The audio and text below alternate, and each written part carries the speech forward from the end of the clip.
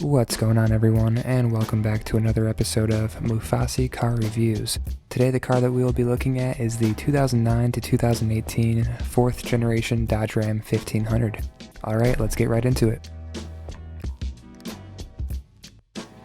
Number 1 is the dashboard.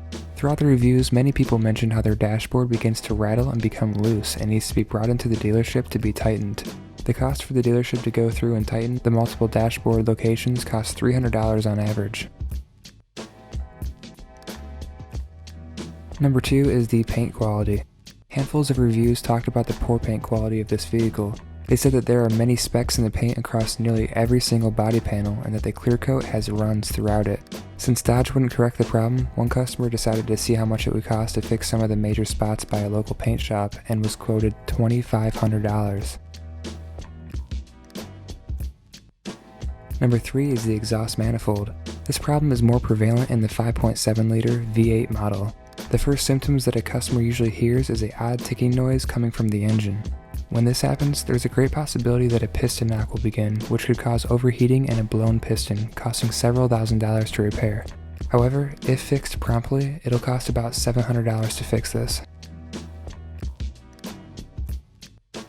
Number 4 is a good one, but first, make sure to drop a like and subscribe. Number 4 is the annoying vibrations. Nearly all of the Dodge Ram owners have experienced body vibrations while driving at certain speeds. Some people say that this happens between 40 and 45 miles per hour, and others say that it occurs between 60 and 70 miles per hour. Since Dodge wouldn't fix this problem, one customer took it to have a laser frame inspection completed.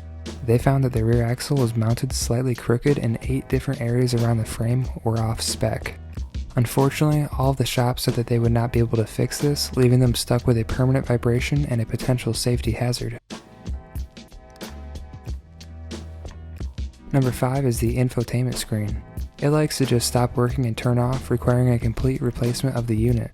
One person said that they had to replace theirs 7 times while they owned the car.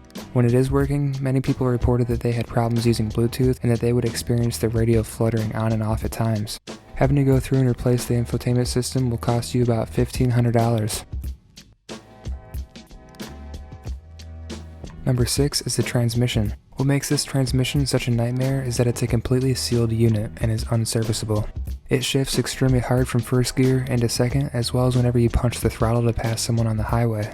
Speaking of highway, this transmission doesn't seem to like driving on it, because it's been widely reported to randomly drop into 4th gear or even go into limp mode while traveling at 70 miles per hour. This transmission is one of the most problematic out there, and one person said that they had to replace theirs 5 times within 100,000 miles.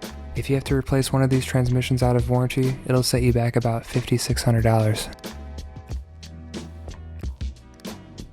Number 7 is the 3-liter EcoDiesel engine. Many reviews of this version state how they have problems starting the car and that there's a lot of electrical problems within the engine bay, like various sensors going bad quite often. Also, the EGR valve cooler tends to fail and lead to a cracked intake manifold, which causes smoke to pour out of the hood and even into the cabin of the truck. Having to fix this issue has cost people about $5,500.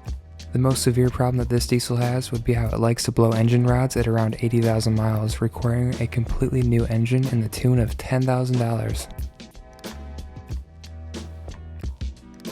Number 8 is the 3.7 liter V6 engine.